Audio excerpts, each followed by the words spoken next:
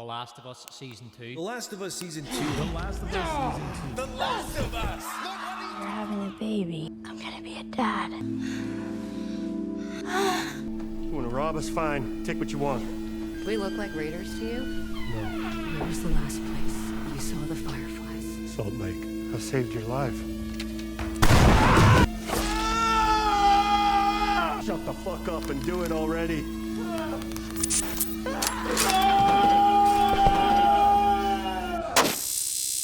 The Last of Us Season 2 is my pick for the worst show released this entire year. We're having a baby. I'm gonna be a dad. It's a show that does nothing right, everything wrong, and if you're a fan of the original games, it'll probably give you brain cancer. The show has been receiving an incredible amount of negative feedback, getting thousands of one-star reviews across Rotten Tomatoes and IMDb. With all of the negative feedback and the horrible reaction that they received after all the episodes released, you would think that they probably see the error in their ways finally, right? Yeah, of course they don't. But according to them in the media, all of the negative feedback can be chalked up to hate groups that are review bombing the show because they're homophobic and sexist. Because it's obviously impossible to have a problem with the writing, the casting, the directing, the pacing. No, the show's perfect. Obviously, if you guys don't like it, you must be a bigot. If you spend the time to actually read the reviews, you would see that most people have valid criticism for the quality of the show. I'm sorry that not all of us enjoyed the scene where it looks like a 14-year-old is fingering a fully grown adult. Neil, just because it's a gay relationship doesn't mean you're protected from all backlash. But guys, if you think this scene is in poor taste, you're a bigot and you should be ashamed of yourself. Unfortunately, that's not even close to the cringiest moment in the show. I'm sorry to say, but it gets much worse. Take me on a bit. You've gotten pretty good. Thanks. All right, let's address the elephant in the room. And no, I'm not talking about Bella Ramsey. I'm joking, I'm just joking. But yeah, I am talking about Bella Ramsey because the choice to cast her and then recast her will probably go down as one of the worst casting decisions in TV or cinematic history. If the audience is failing to connect to the main character of the show, you don't really have a show. Both Pedro Pascal and Bella Ramsey share a similar issue. It seems as if both actors are simply reading words off of a script without understanding what the character's feeling, what their motivations are, or why they're saying the things that they're saying. I'm sorry about your daughter, Joel, but I have lost people too. You have no idea what loss is. I'm sorry about your daughter, Joel, but I have lost people too. You have no idea what loss is. Everyone I have cared for has either died or left me. Everyone fucking except for you. Everybody I have cared for has either died or left me. Everybody fucking except for you. I'm not sure why Pedro Pascal chose to approach the character this way. Listen, Why are you here? Saying everything under his breath, passive and weak, like he's unsure of everything he's saying. Ellie, can I just say something, please, Ellie? Do you even realize what your life means? Running off like that, putting yourself at risk? It's pretty goddamn stupid. I came here to talk to you. No, why are you still here? I made this decision for your own good. Admit that you wanted to get rid of me the whole time. Tommy knows this area. Oh, better fuck. Well, I'm sorry. I trust him better than I trust myself. You'll be way better off with Tommy. He knows the area better than I do. Do you give a shit about me or not? Even when he's in intense combat, he's like, I'm gonna kill you now, if that's all right with you. Where was the operating room? I ain't got time for this. Where? Top floor. Said keep walking. Where is she? Fuck you. I don't have time for this. Where is she? I don't have time for this. And this type of performance is littered across the entire series. It's a pretty commonly held sentiment that Bella Ramsey shares no resemblance to the video game Ellie, and anybody who thinks this is absolutely correct. Objectively speaking, she looks nothing like Ellie. This wouldn't be that big of a deal if the actress still embodied the character to some capacity, but she doesn't. And if you bring this up online, you're gonna hear the same thing over and over. I promise you, go ahead and try to make this argument online, you'll hear the same thing. Stop sexualizing sexualizing a young video game character. You're just mad because Bella Ramsey isn't hot enough for you. None of us brought up the attractiveness level of these characters except for you. All we said is they don't look alike. You're the one pretty much confirming that you think Bella Ramsey's ugly and that the video game Ellie is hot. That's a bit weird and kind of rude towards Bella Ramsey, what the fuck? So if anything, you're the only one sexualizing the character, completely ignoring the fact that she looks and acts nothing like the character she's supposed to be playing. She's supposed to have aged 5 years since the previous season. She looked about 14 last season, and this season she still looks the same age. If you played the second game, you know how big of an issue this is. She's supposed to be like the bride from Kill Bill, killing everybody in her path, going up against military-trained grown men. And yeah, we're not buying that. Nobody liked the casting decision in the first season, and this was a perfect opportunity to recast since she's supposed to be much older now. But of course, Neil Druckmann's gonna die on this hill. If there's one thing Neil Druckmann can't do, it's admit when he's wrong. Okay, Neil, how are we gonna make this actually make sense to the audiences? Are we just gonna lean into it being goofy and ridiculous? You think I haven't taken this into account? I'm Neil Druckmann, artistic genius. All we have to do is show a clip at the beginning of the season showing Ellie learning jujitsu and taking down a 250-pound grown man. This girl is barely 5 feet tall and like 90 pounds soaking wet. All this guy really has to do is stand up. No tactics, no jujitsu. It would be remarkably easy. So guys, don't be surprised if you see Ellie doing any of this stuff because she took down that really big guy in the beginning. You all saw it. So Neil Druckmann, now that a lot of time has passed and you see how terribly the second game was received, are you willing to make any changes to the show to satisfy audiences and maybe correct some wrongs? No. I love how intense the conversations have been around Last of Us Part 2. Even from the people that, didn't agree with the choices the characters made or even the choices we've made as creators. The fact that people are still talking about it 5 years later, I think should be telling about the story that we made. So for me, the changes come from the fact that we're adapting it to a different medium. That's where the changes come from. Gotcha. Okay, so everything you write is infallible and the fans are wrong, and if you did make any changes, it's not because you're admitting you're wrong, it's because it's a TV show. Did I get that right, Neil? Yeah, so there's certain structural things that remain the same, but certain that have changed for these reasons. But as far as it refining or changing, that would make it seem like I have some regrets, and I have none. The certain structural changes that he had to make because it's a TV show are all in a negative direction from the game. One of the largest complaints from the video game was that we spent almost zero time with Joel in the beginning of the game before his death scene. You'll never see him make changes like that, but instead he takes whatever heart and soul the story had and rips it right out. Instead of spending more time with Joel, we spend more time with the characters that killed Joel, insisting that they're good moral people. Because remember guys, old characters bad, new characters good. Neil Druckmann demands that you have this opinion. Look at Abby, she's playing with a dog. Isn't she so sweet and relatable? Hey there, bear. Oh, and there's Ellie killing that dog that you just played with. Isn't she so wretched and horrible? Stupid dog. Let's take a listen to what one of the Last of Us co-writers had to say about making this show. What was it like coming from the game? How was this different for you? Oh, it was really exciting because... Never mind, let's not. People hate this show because of the potential that it would have had. The level of writing is right up there with Lifetime movies and Tubi projects, and that would have been fine if they weren't ruining one of the best told stories in all of media. The very first scene of the season shows Abby explaining her entire character motivations to her friends, trying to sell to the audience how much of a monster Joel is. We should have gone right after him. You drove away, Abby. We were trying to save the wounded. We didn't save anyone. And trying to make Abby and her friends as sympathetic as humanly possible. It's not fucking fair. I gotta continuously remind myself that this show takes place during a zombie apocalypse. Everybody throughout the season has a brand new outfit on, freshly washed, looks like they just showered and put makeup on, fresh haircuts too. Slowly. What? When we kill him, we kill him slowly. Now this first episode is incredibly boring. If you haven't played the game, I'm not sure why you would even continue watching it. If you have played the game, we're all watching because we want to see how Joel's death is handled, if we're being honest with each other. In the first episode, we find that Ellie's mad at Joel and Joel pretends not to know why. At the end of the last season in the first game, Joel saves Ellie from the hospital, saving Ellie's life, but also making it so that the Fireflies would never find a cure. He lied to Ellie about this and Ellie presumably found out. But what Joel does is he goes around town telling everybody that he's innocent. He has no clue why she's mad. Why is she angry at you? No one likes their parents at that age. It must just be because she's a teenager. They all hate their dads. He's completely fine with everybody in town thinking Joel's just a sweet, nice guy, and Ellie's just a privileged little prick that's mad at her dad for no reason. And that's it. Not so much as a hello. Gives me a nod like I'm a stranger or some asshole. I mean, what did I do? Yeah, Neil, we get it. If we like Joel, we're wrong. Joel's a dick. I can't hold myself responsible for another person's emotional state. Are you in fucking therapy? Why, yes, he is in therapy. This version of Joel has panic attacks. He's real shy and passive. He goes to therapy. He loses almost every fight he's in, until Ellie comes and saves him, of course. Since Joel's involved in a communist society, the payment accepted for a therapy session is just a bag of weed. Shaking stems. What am I, in high school? And it's not my interpretation that it's a communist society, it's the words of the show itself. Everything you see in our town, greenhouses, livestock, all shared, collective ownership. So, communism. Nah, it ain't like that. It is that, literally. This is the commune. We're communists.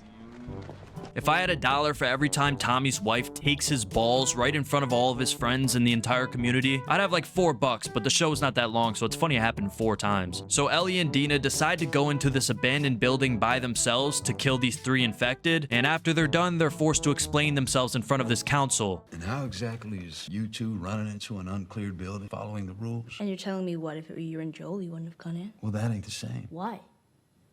Because it's different. How? Lord Jesus, hear my prayer. Please, under any circumstance, do not let me end up with a wife like this. How is it any different? Maybe because Joel and Tommy have about 30 times more experience than you. They're 10 times stronger than you. Everything you've ever learned has come from them. Now it's time for the big dance. Dina and Ellie are going on a date. So drunk. I know it's a zombie apocalypse, so your options are a little slim, but even still, this doesn't make that much sense to me. And the show doesn't think it's believable either because they include lines of dialogue like this. Every guy in this room is staring at you right now. Maybe they're staring at you. They're not.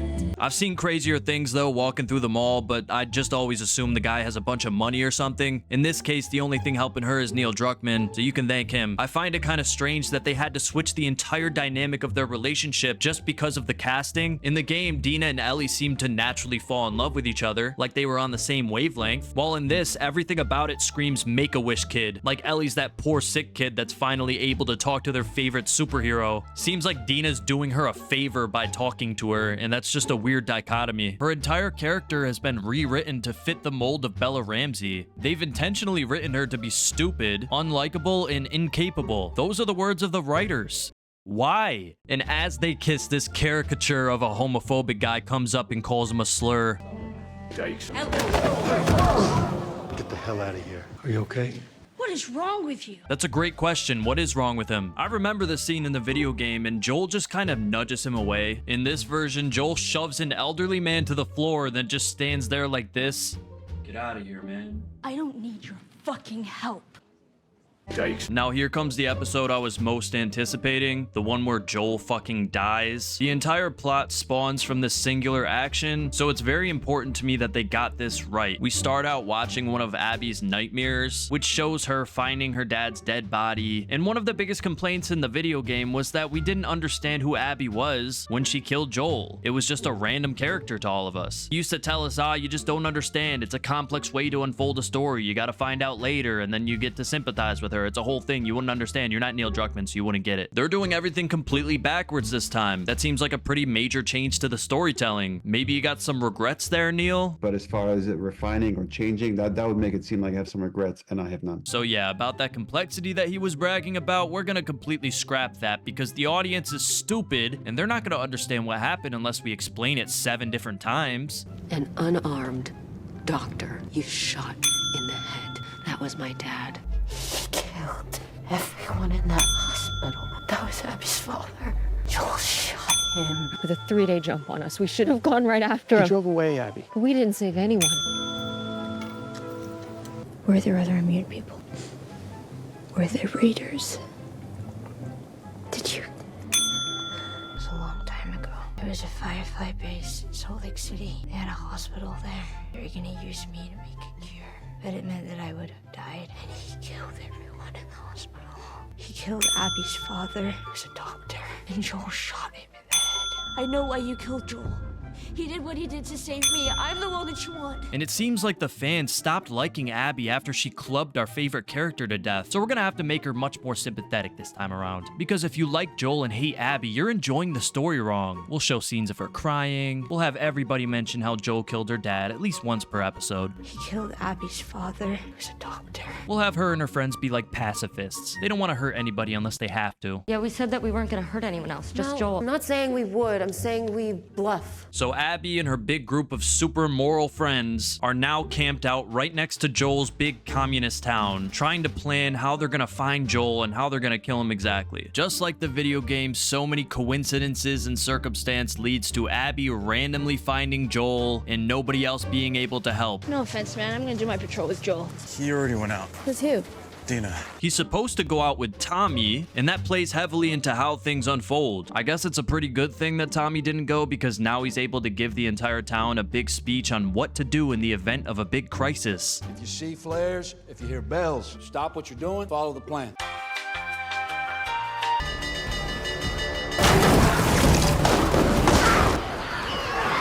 Not that something like that is likely to occur, but if it does happen, this is exactly what you do. And the homophobic guy from earlier didn't want to get canceled, so he decides to apologize to Ellie. I shouldn't have even thought it. Sorry. Ellie goes out and smokes some weed while Abby somehow happens to spot Joel on a horse and goes after him. She somehow triggers an entire horde of infected to raid the town completely accidentally, and there you go. Guess who saves her in the nick of time? Can you run? Run! Except Joel isn't with Tommy this time, he's with Dina. A huge criticism of the video game was the fact that Tommy gave away their identities to complete strangers for no reason. Here, let's go! Hey, I'm Tommy. That's Joel. What's your name?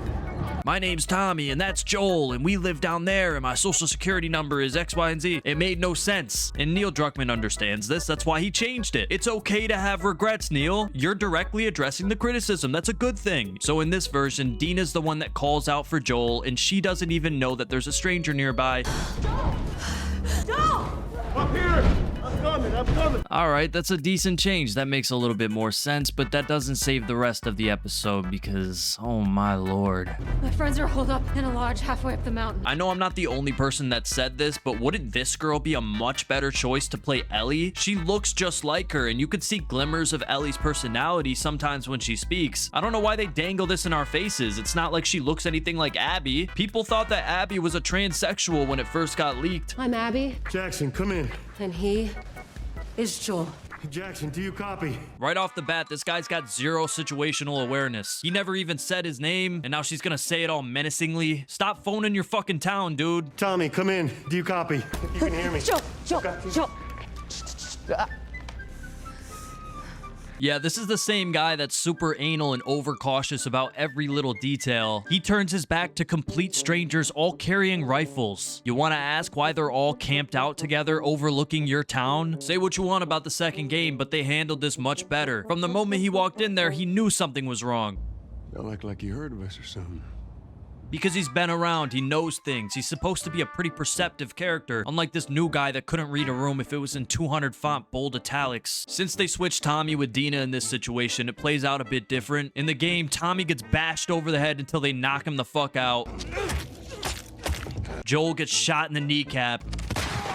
It's brutal. They're all super unapologetic about this whole thing. But no, we're supposed to be sympathetic to these guys this time. We're not gonna hurt her. We're just gonna put her to sleep for a while. This is gonna put you to sleep. This is going to put you to sleep for 1 hour. That is all. I promise. I promise. I promise it's only gonna knock you out. Okay, I don't want to do this. I'm so sorry. Oh, I'm such a sweetheart person. I don't want to be hurting any of you guys. You guys in the writing department are pussies. Commit to the fucking scene. There are more than just good people and bad people. You can be a good person that does a bad thing. That was the whole point of the first game until you guys backtracked on that shit. Why do you think we're so stupid that we wouldn't be able to understand nuance in these characters' decisions? You guys either make them hyper good or hyper bad. There's no in between. You wanna rob us? Fine. Take what you want. We look like raiders to you? No. What do we look like? Military. Fireflies. Why are they so obsessed with making Joel look incompetent and weak? He would never act like this. He's sitting there like he's getting reprimanded as a child from his teacher or something. What did you do, Joel? I stole a cookie. How many did you take? Took 2. It gives the same energy. For as many faults as the second game story had, they never betrayed Joel's character. Abby tried to go on this long tangent and Joel just told her to shut the fuck up. Who are you? Guess. Why don't you say whatever speech you got rehearsed? Get this over with. What he said here implies that he knows who they are, he understands the reason, the details don't really matter because he knows his fate is cemented already, and he doesn't want to give her the satisfaction in feeding into it or begging for his life. He goes out like a badass. There were a total of 3 lines exchanged in the video game scene, and it was so much more powerful because of it. Here's what we get in the TV show. Where was the last place you saw the fireflies? Salt Lake. You actually are pretty handsome. That's a nice scar you have on your right temple there. I was 19. I saved your life. What life? That was my dad. I've been in a militia for 5 years now. Anyway, our commander. But I am going to kill you. Sometime fucking soon? This is unnecessary exposition at a level I've never seen before. And Joel's just complying with all of it. They've got him gasping for air like he's terrified, sitting here like this. Please don't hurt me, please. This show's got to learn something about continuity. You can hear him screaming in terror, and when the camera flips to him, his face is still. It does the same things when characters roll around in mud and then the next scene they're completely clean. They're always so clean. Oh, it's funny. I have waited Just shut the fuck up and do it already. Even that's a worse version than what he said in the game. In the game, it carried impact because he's like, I'm not going to answer your fucking questions. Just do what you got to do. Go fuck yourself. I've said this many times, but all they had to do was just carry over the script verbatim and they would have had a hit. But they're making these unnecessary changes that dramatically impact who these characters are. My name's Abby and I come from the Fireflies. You killed all the people in the hospital and that made me really sad. So now I came to kill you and I knew that you had a scar and that you're really handsome, so that's how I found you, and now I'm here ready to kill you, and yap, holy fuck, it's still going. It's a good example of less is more, but I feel like there was still a way to stretch it out if they wanted to and still maintain the integrity of the scene. They just don't know how to do that. You would never catch this Joel acting like this. I'm gonna give you one chance. Oh boy, I'm in a real heap of trouble, aren't I? Then Ellie shows up to try to save him, and they handled it kinda like the game, except Bella Ramsey's acting isn't very convincing, and for some reason they made it so the golf club broke. They probably should have kept it because the effect they used did not look good. Now that that's over, next episode, Ellie's traumatized, and yeah, this is not working for me. Ellie! Harder! Let's go! Last 5! There it is. Oh no, she's angry now. You don't want to be caught by this girl. I can make an entire compilation of the weird faces Bella Ramsey makes during this show. I don't even think she's aware of it. Sorry, I had the facial memes from last expressions. episode, The memes have gotten so good. Yeah. With all the potential that this story had to be translated into a TV show, it's pretty sad to see how hard this flopped. They skipped by almost every interesting set piece that I can remember from the game. A lot of cool character moments are just completely glossed over. Most of the memorable moments are replaced with scenes like this. Well, good night. Night. Okay, but I have a stupid question. It's about the kid. Okay. I mean, whatever. You were super high. Does this strike you as a genuine emotional connection? And you were drunk. Right, so it doesn't mean anything, if that's what you're asking. How would you rate it? Okay, fine, 6. Me personally, I give Megan Fox a 6. Her body isn't up to my standards. I think Dina just gets off knowing she's out of her league. She wakes her up to make her think she has a chance and then starts talking about her ex and goes back to sleep. Does it ever strike you as sad? Well, good night. Night. Last of Us 2 was a depressing story about somebody becoming completely broken, murdering everybody in her way just for one narrow-minded goal, and we haven't seen even the groundwork for that. It's been just a big happy love adventure, focusing so much screen time to prove that they're down with the LGBT. What's up with all the rainbows? I don't know. They show a quick backstory on how Abby's leader, Isaac, joined the Resistance, and it shows that he was a part of Fedra and he killed his entire unit, including Josh Peck from Drake and Josh. What the fuck? Just so happens Ellie passes by this same spot in the distant future and uses her intellectual powers of deduction. I think it was the WLF? All these bodies are in Fedra gear. Almost looks like they were fighting each other. Huh, good eye. If it's only bodies of Fedra, wouldn't that just mean the other side won? What a stupid assumption. So I bet when you see just one dead body, you assume they killed themselves every time. For 3 episodes straight, it's Ellie and Dina wandering around. Ooh, you rocking a yeast infection?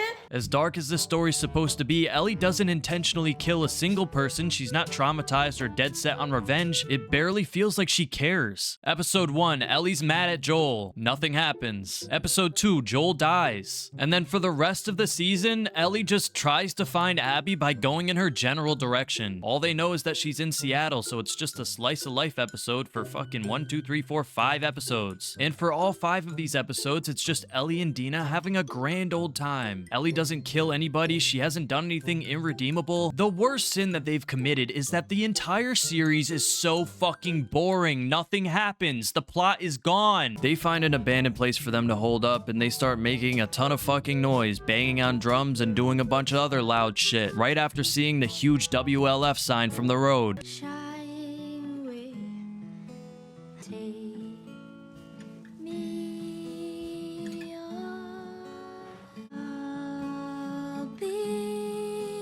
Ellie sings the entire fucking song as Dina sheds a single tear. You've gotten pretty good. Thanks. They continue looking for Abby, and Ellie gets to use her Dagestani trained wrestling moves.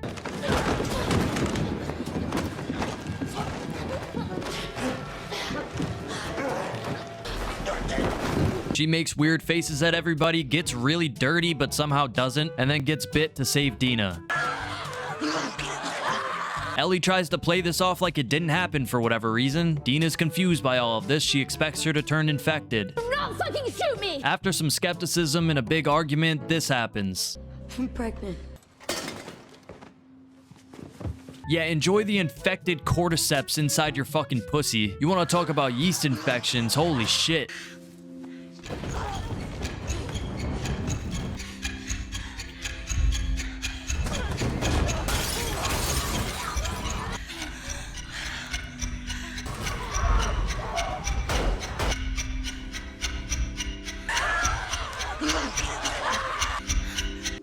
There's not a soul on this planet that wants to see this. And this is them in the morning with perfectly done makeup, clean clothes, and a fresh shower. There is nothing about this that seems right. Ellie's like, you was running from it last night. Shorty, you liked that D, didn't you? Morning breath. It'll be better.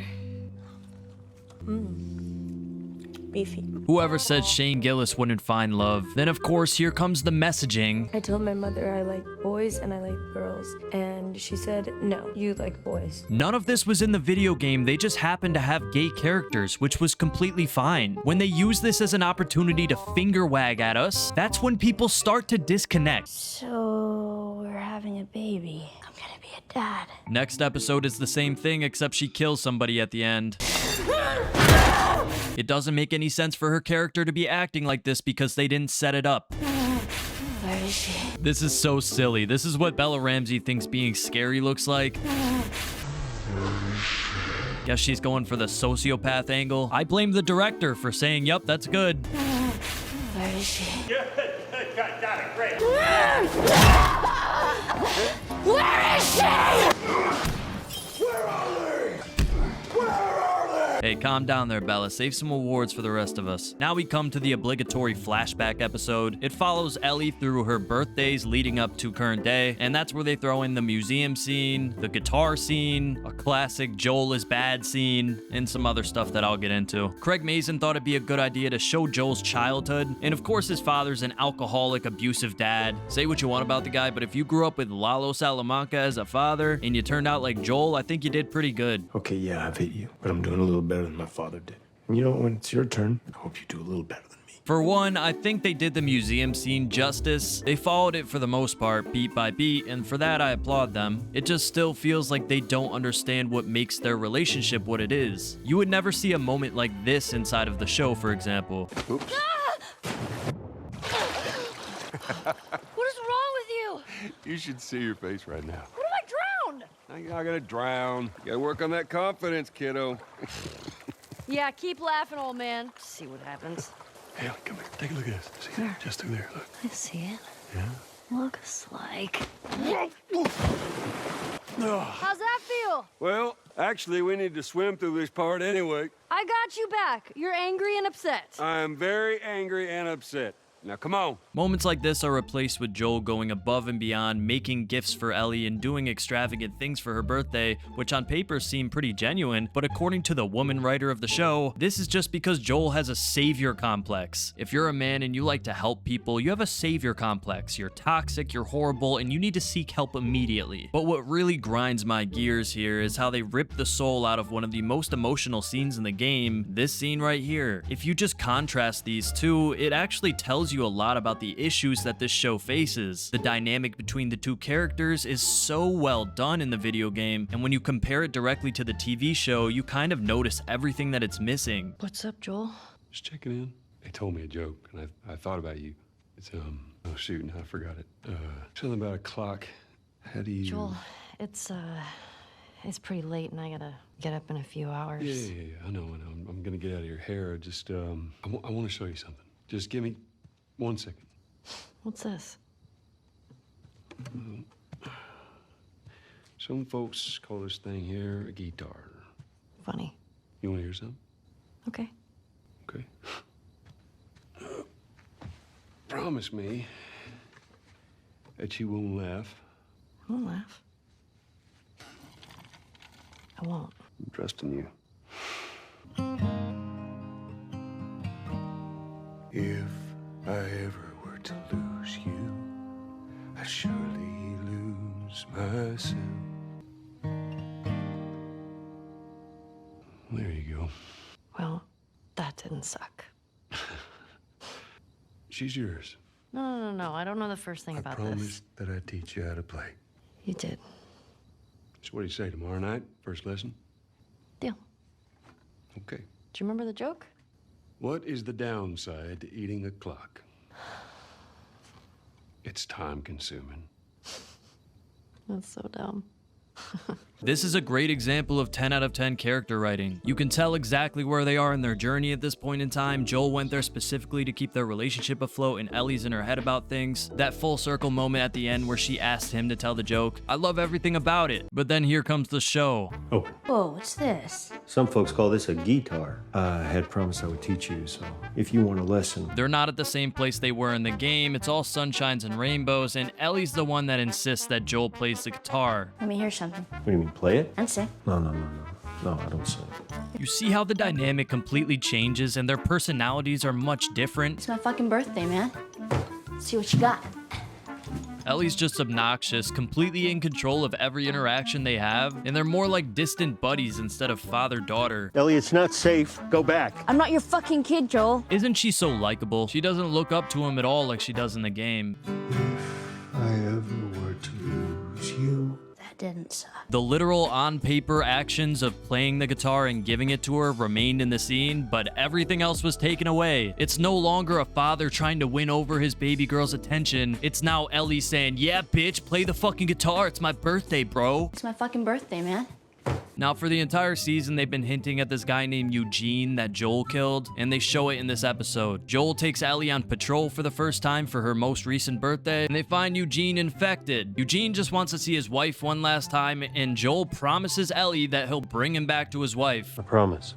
Soon as Ellie walks away, he shoots Eugene in the back of the head, and I'm not so sure why he did this. Anything to show that Joel's a bad guy though, right? That's supposed to be their main conflict and the reason why Ellie was mad at him all along. He was brave, and he ended it himself. That's not what happened. He begged to see you. Let's cause this widow a shit ton more pain. Real noble of you, Ellie. And then they show the conversation on the porch, which they messed up too. Ellie gets to ask him all the important questions, and Joel just nods along like a fucking child. Were there other immune people? were the raiders. And Marlene. And the doctor? Yep, definitely got him too. Yep. And he confirms that he 100% knew the cure was gonna work. Could they have made a cure? I mean, we found out that they tried to make a cure like a dozen times and they failed each time. But yeah, okay, Joel thought that it was gonna 100% work. Joel destroyed the fucking world. He's the worst. He's Thanos. I mean, all jokes aside, the emotion did hit here because these are two competent actors at the end of the day. They sold the scene, but they just didn't sell the scene, if that makes sense. And now for the finale. You could probably guess how well they did with this one. Ellie explains to Dina one more time that Joel's a monster that killed Abby's dad, who was a doctor. It was a long time ago. They had a hospital there. They were gonna use me to make a cure. And then goes out with Jesse to regroup with Tommy. Found the place you stashed Shimmer. She's still there, doing all right. Not that you asked. Ellie even hates animals this time too. Along the way, they run into some WLF soldiers that are taking in a Seraphite hostage, and Ellie wants to insert herself and save the day. What the fuck do you think you're gonna do to all of them? You haven't been able to kill anybody this entire show. Jesse didn't even really stop you. He just grabbed your arm. You could have done something if you really wanted to. Don't pretend like you were forced not to. You let a kid die today, Jesse. Which is why he wasn't in your community. They're trying so hard at the end here to get us to reattach with Ellie. They even changed up this scene where Ellie killed a pregnant lady and Owen.